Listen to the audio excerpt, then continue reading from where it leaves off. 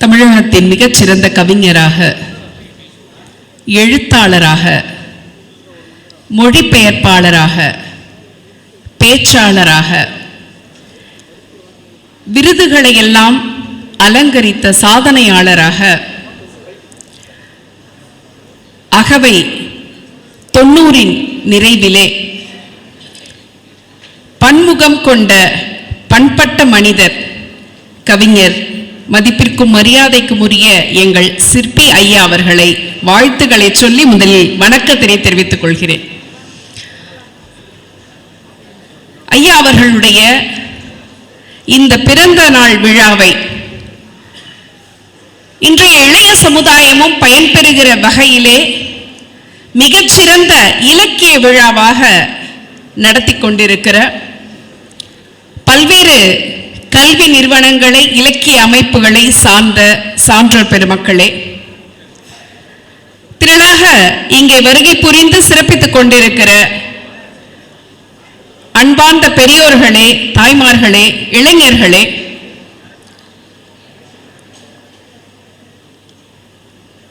அற்புதமான ஒரு கவியரங்கத்தினை நிகழ்த்தி இங்கே பார்வையாளர்களாக அமர்ந்திருக்கிற எங்களுக்கு சிறப்பு சேர்த்து பெருமை செய்திருக்கிற கவிஞர் பெருமக்களே, தமிழ் காத்த தலைவர்கள் என்ற பொருண்மையிலே இந்த நிகழ்விற்கான தலைமையேற்று சிறப்பித்துக் கொண்டிருக்கிற தமிழ்நாடு கலை இலக்கிய பெருமன்றத்தின் தலைவர் டாக்டர் அறம் அவர்களே, முன்னிலை ஏற்று சிறப்பித்துக் கொண்டிருக்கிற மதிப்பிற்குரிய திரு எஸ் முரளிகிருஷ்ணன் அவர்களே, திரு ஆர் கே ராமசாமி ஐயா அவர்களே, என்னோடு இந்த அமர்விலே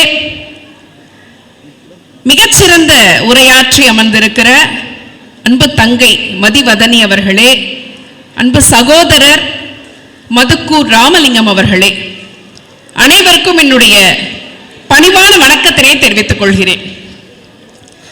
நல்ல பசி நேரத்தில் எப்ப முடிப்பாங்களோன்னு காத்துட்டு இருக்க நேரத்தில் கர்ம வீரர் பத்தி பேச போறோம். இந்த மாதிரி நேரங்களில் வழக்கமா வகுப்பறைகள்ல பாடம் எடுத்த மாணவர்கள் ஏதோ ஒரு வேலையை செஞ்சு எங்களை விரட்டி விட்டுருவாங்க. நீங்க ஒன்றும் செய்ய முடியாம இருக்கிறீங்க. ஆனாலும் இந்த தமிழ் மண்ணுக்காக தன்னலம் பாராமல் பாடுபட்ட கர்ம வீரரை பற்றி கடல் போன்ற செய்திகள் இருக்கின்றன. சில செய்திகளை மட்டும் இங்கே பகிர்ந்து கொள்வதில் நான் மகிழ்ச்சி அடைகிறேன். புறநானூர்ல ஒரு பாட்டு உண்டு, உண்டால் அம்மை இவ்வுலகம். இந்த உலகம் யாரால் இயங்கிக் கொண்டிருக்கிறது அப்படின்னு சொன்னா, தனக்கென்று வாழாமல் மற்றவர்களுக்காக வாழ்பவர்களால் தான் இந்த உலகம் இயங்கிக் கொண்டிருக்கிறது. ஒரு பாண்டிய மன்னன் எழுதிய பாடல். அப்படி தனக்கென வாழாமல் மற்றவர்களுக்காக வாழ்ந்த மிக அரிதான சிலருள் நாம் எப்பயுமே மறக்க முடியாத ஒரு மாமனிதர் கர்ம வீரர் காமராஜர். இன்றைக்கு தமிழ்நாடு கல்வி வளர்ச்சியிலும் தொழில்நுட்பத்துறையிலும் மிகச்சிறந்த இடத்திலே நிற்கிறது என்று சொன்னால் அதற்கான விதையிட்ட முதல் மனிதர் என்றால் கர்ம வீரர் காமராஜரை தான் நாம் சொல்ல முடியும்.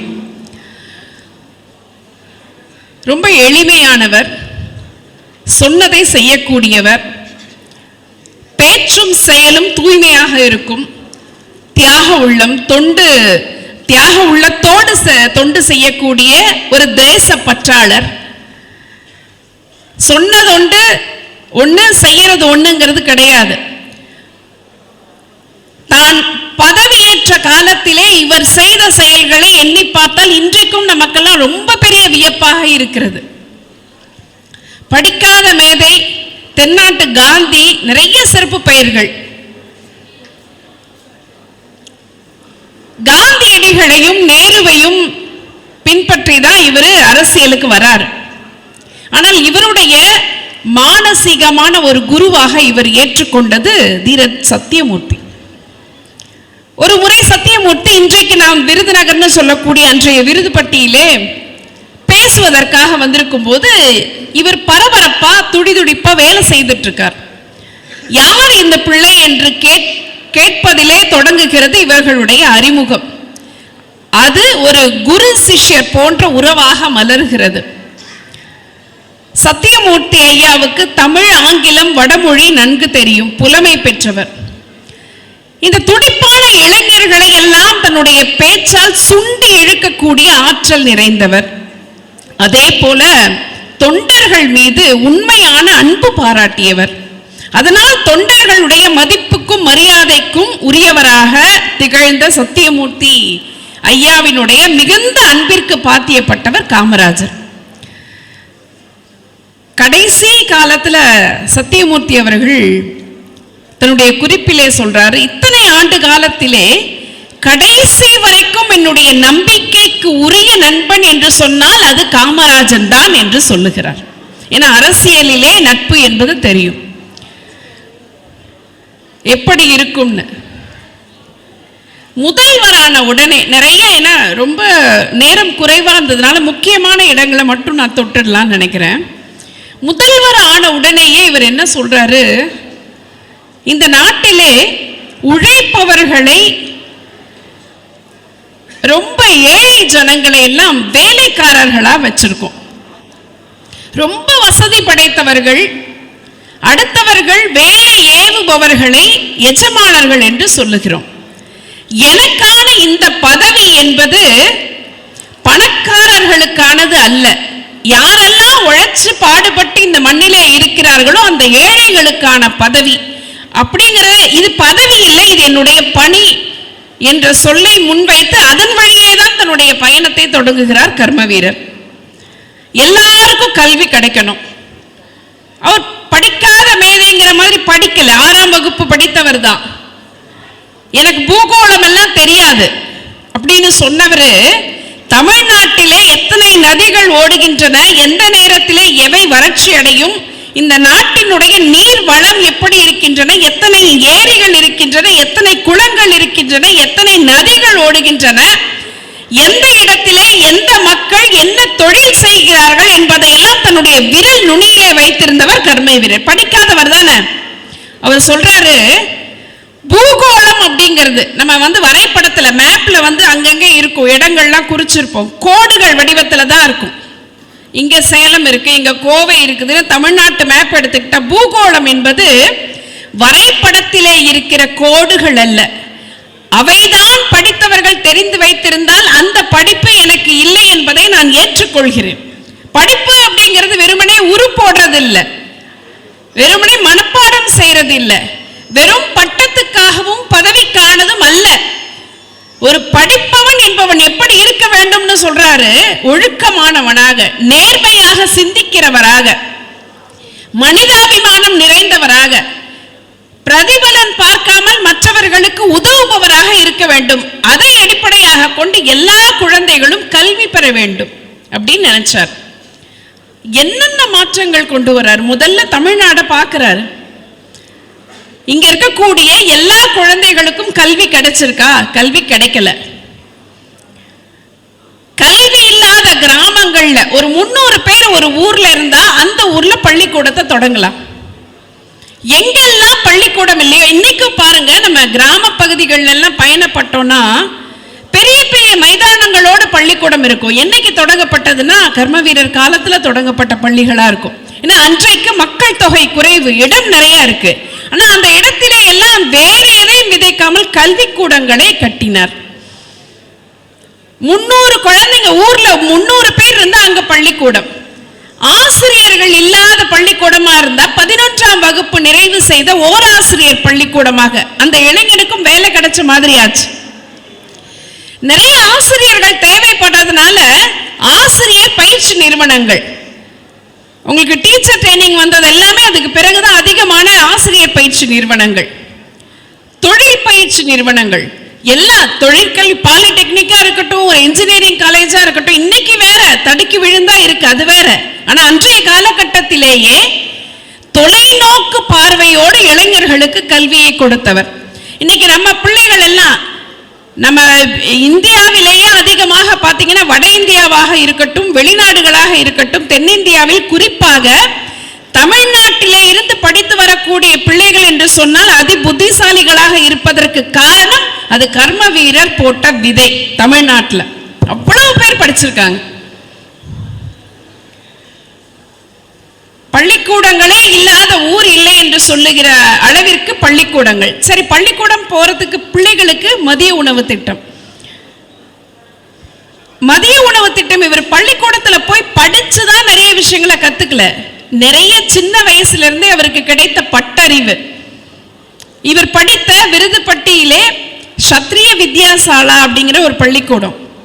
அங்க தொடக்க காலத்துல இவர் சின்ன பிள்ளையில இருக்கும்போது அந்த ஊர்ல எல்லா குழந்தைங்களும் படிக்கணும் அப்படின்னு சொல்லிட்டு பிடி அரிசி திட்டம் அப்படின்னு கொண்டு வராங்க. ஒவ்வொரு வீட்டுல இருந்தும் ஒரு பிடி அரிசி. அதை அந்த ஊரை அந்த பள்ளிக்கூடத்தை சார்ந்தவங்க போய் வீடு வீடா வாங்கிட்டு வராங்க. சில வீடுகளில் என்ன பண்றாங்கன்னா ஒரு வாரம் ஒரு பானையில சேர்த்து வச்சு அதை கொண்டு வந்து அங்க இருக்க குழந்தைங்களுக்கு கொடுத்து படிக்க வைக்கிறாங்க. பின்னாடி காலத்துல இவர் முதல்வரான பிறகு தமிழகம் முழுக்க அந்த குழந்தைகளுக்கு பசி என்கிற ஒன்று படிக்க விடாமல் தடுத்து விடாமல் இருப்பதற்காக அவர் கொண்டு வந்ததற்கு அவர் மனதிலே உள்வாங்கிய அந்த பாடம் பெரிய காரணமா இருந்திருக்கு. சரி, அடுத்து விவசாயத்துக்கு. விவசாயிகளை பத்தி அதிகமா சிந்திச்சதுனால இன்னைக்கு நினைச்சு பார்க்க முடியாது. அவ்வளவு அணைக்கட்டுகள், விவசாயத்திற்கு ஆயிரக்கணக்கான ஏக்கர் நிலங்களுக்கு நீர்ப்பாசன வசதி திட்டம். நீங்க மணிமுத்தாறு அணையா இருக்கட்டும், மேட்டூர் இருக்கட்டும், கீழ்பவானி இருக்கட்டும், மின்சார வசதிகள் அத்தனை இடங்களுக்கும் செய்து கொடுத்தவர்.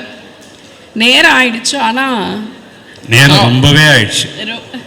அவ்வளவு செய்தி. ஒரு கர்ம வீரரை பத்தி ஒரு மணி நேரமோ 1.5 மணி நேரமோ பேசணும். முடிஞ்சிருச்சு அவ்வளவுதாங்க. தமிழ் வளர்ப்பு தலைவர்கள் கல்விக்கு, குழந்தைகளுக்கு, தொழிற்பேட்டைகள், தொழில் நிறுவனங்கள். ஒண்ணு சொல்லி முடிச்சிடுறேங்க. ரொம்ப எளிமையான மனிதர். இவர் செய்த சாதனைகள் ஒரு பெரிய பட்டியல் போடலாம். அவருடைய எளிமைக்கு ஒரே ஒரு சான்று. அவர் அந்த உப்பு சத்தியாகிரக போராட்டத்தப்போ சிறைச்சாலையில் இருக்கும்போது ஒரு ஏழை தியாகி அங்க இருக்காரு. அவர் வீட்டு திருமணத்துக்கு அழைப்பு கொடுக்க வராரு. உதவியாளர்கிட்ட கேட்கிறாரு, அந்த தேதியில எப்படி இருக்குன்னு சொல்லிட்டு. இல்ல, அன்னைக்கு வேற நிகழ்ச்சிக்கு ஒத்துட்டு இருக்கோன்னு சொல்லி உதவியாளர் சொல்றாரு. உடனே அவர் அழைப்பு கொடுக்க வந்தவர் பத்திரிக்கை கொடுத்துட்டு போயிடுறாரு. ஆனா அவர் வரமாட்டாருன்னு நினைச்சிட்டு போயிடுறாரு. திருமணத்தன்னை அன்னைக்கு காலையில முதல்ல கார் நிக்குது. அப்ப உடனே இவர் அதிர்ச்சியா வராரு. அழைச்ச தியாகி ஓடி வராரு. அப்ப கர்ம வீரர் சொல்றாரு, நீ பத்திரிக்கை கொடுத்த உடனேயே உன் வீட்டு கல்யாணத்துக்கு வரணும்னு நான் முடிவு பண்ணிட்டேன். நான் சொன்னேன்னா முதலமைச்சர் வந்திருக்கிறாரு, நீ பயங்கரமா செலவு பண்ணுவ, உனக்கு தேவையில்லாத செலவு வேண்டான்னு சொல்லிட்டு நான் சொல்லல. உன்னுடைய விருப்பப்படி எப்படி இருக்கோ அப்படியே நடக்கட்டும், நான் கலந்துக்கிறேன் எல்லாரும் மாதிரியும் சொன்னவர் ஒரு முதலமைச்சர் அப்படின்னு சொன்னா எளிமையான மனிதர். இவரை பற்றி தமிழருவி மணியன் அவர்கள் இவருடைய எளிமையை பற்றி எழுதும் போது முடிச்சிட்டேங்க. ஊருக்கு நல்லது சொல்வேன்னு ஒரு புத்தகத்துல இந்த காமராஜருடைய ஈடு இணை இல்லாத பணியை பற்றி பேசவே முடியாது. அவர் செய்த பணியை பற்றி சொல்லும் போது இவருடைய உடலை இந்த மண் எடுத்துக்கொண்டது, இவருடைய வீட்டை உரிமையாளர் எடுத்துக்கொண்டார், காரை கட்சி எடுத்துக்கொண்டது, ஆனால் இவருடைய பெயரை மட்டும் வரலாறு தாங்கி நிற்கிறது அப்படின்னு சொல்லுவார். அது மாதிரி ஒரு வரலாற்றிலே இருந்த ஒரு மனிதரை பற்றி பேசுவதற்கு இன்றைக்கு வையத்துள் வாழ்வாங்கு வாழ்ந்து கொண்டிருக்கிற ஐயா அவர்களுடைய பிறந்த நாளிலே கிடைத்த வாய்ப்பிற்கு நன்றி பாராட்டி விடைபெறுகிறேன். நன்றி, வணக்கம்.